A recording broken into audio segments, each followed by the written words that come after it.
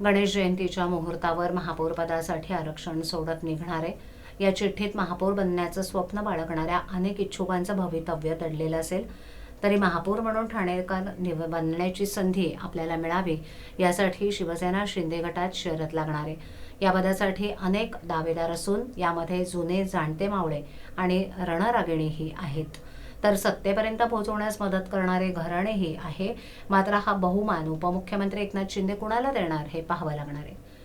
ठाणे महापालिकेवर शिवसेना शिंदे गटाची एक हाती सत्ता पुन्हा आली आहे। भाजपा महायुतीत असून त्यांनी 2 वर्षांसाठी महापौर पदाची मागणी केली असली तरी ती इच्छा पूर्ण होईल असं चित्र नाही। त्यामुळे महापौर शिवसेना शिंदे गटाचाच होणार अशी स्थिती आता तरी कायम आहे। अशामध्ये ठाण्याचा प्रथम नागरिक म्हणून महापौरपदी कोण बसणार याची चर्चा रंगू लागली आहे। यासाठी जबरदस्त फिल्डिंग लावली जाते।